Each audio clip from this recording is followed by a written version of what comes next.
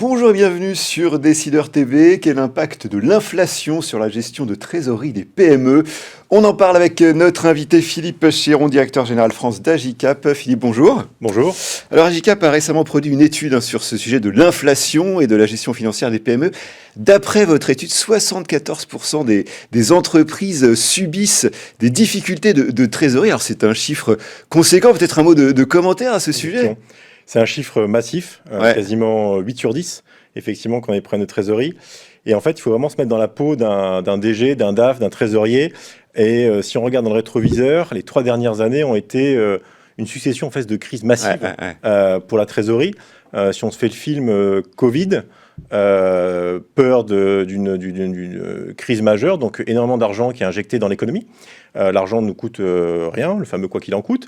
Ensuite, on a le fameux PGE qu'on commence à devoir rembourser. Donc ça commence à mettre en tension une partie des trésoreries, mais on reste finalement sur des taux d'intérêt relativement faibles, donc le cash n'est pas encore un problème. Et puis récemment, toutes les problématiques liées à tout cet argent qui a été mis dans l'économie, à un moment, elle a été dépensée.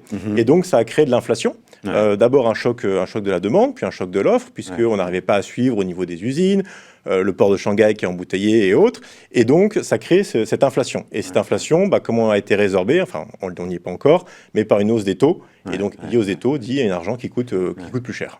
Alors, selon vous, cette fameuse inflation a changé la gestion de trésorerie des PME, notamment en accélérant la digitalisation. Exactement. En fait, si vous voulez, auparavant, dans un contexte où il n'y a pas d'inflation, finalement, l'argent, c'est pas un problème. Enfin, je caricature. Mais si vous avez de la trésorerie sur votre compte, les taux d'intérêt étant très faibles, les placements sont peu ou pas intéressants, donc finalement, c'est pas un sujet. Si vous avez besoin de trésorerie, l'argent étant disponible, je dis pas que c'est facile, mais vous pouvez avoir des discussions constructives avec votre banquier pour avoir de l'argent. Donc, la trésorerie... OK. Aujourd'hui, ça devient important. Donc, il y a un besoin de savoir combien on doit emprunter précisément pour ne pas se retrouver à demander plus qu'il en ait besoin. Donc, il faut avoir de la précision sur le dimensionnement de son besoin.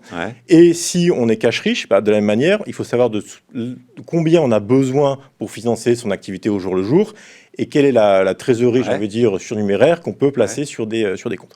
Donc, il y a un besoin de précision. C'est là-dessus que le digital intervient, c'est ça? Exactement. Imaginez, la plupart des PME, pour gérer leur trésor, elles vont utiliser Excel. Excel, vous allez faire une revue tous les 15 jours, tous les mois de vos comptes bancaires. Vous allez vous connecter à vos comptes, vous allez regarder combien vous avez, vous allez regarder vos engagés. Et donc, ça vous donne une photo, en fait, de votre prévisionnel de trésorerie, peut-être 1 à 2 fois par mois. Et alors qu'il faut prendre des décisions quasiment tous les jours.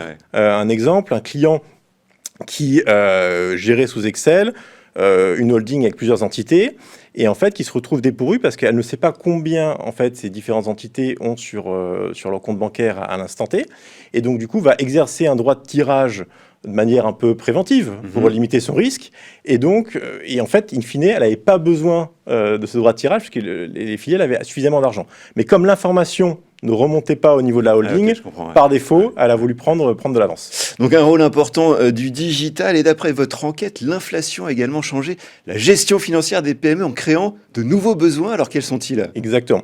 En fait, on est sur un paradoxe où les directions financières passent l'essentiel de leur temps à créer du chiffre.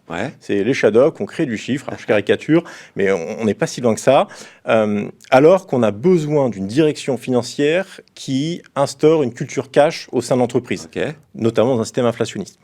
Et ça veut dire discuter avec l'ensemble des départements, la fonction commerce, la fonction supply chain, la fonction marketing, pour instaurer cette culture.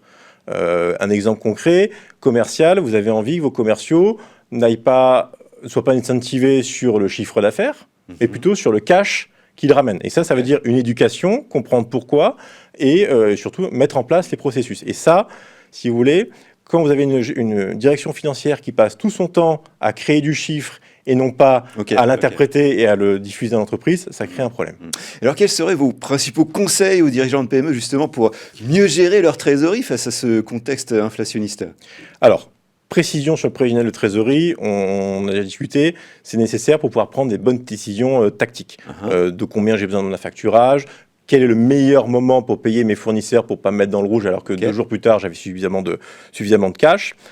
instaurer cette culture cash au sein de l'entreprise. On a parlé de la direction commerciale, ça va aussi sur la supply chain, revoir les niveaux de stock, avec le marketing, une chose très bête, mais regardez vos niveaux de stock sur chacun de vos produits, et au lieu de pousser les nouveaux produits qui eux-mêmes vont devoir demander du BFR pour pouvoir être mis sur le marché, essayez d'avoir une approche push sur ce qui est déjà en magasin. Très bien, merci pour cette intervention. Merci à toutes et à tous de nous avoir suivis. C'était l'interview du Monde du Chiffre. À très bientôt sur Décideur TV.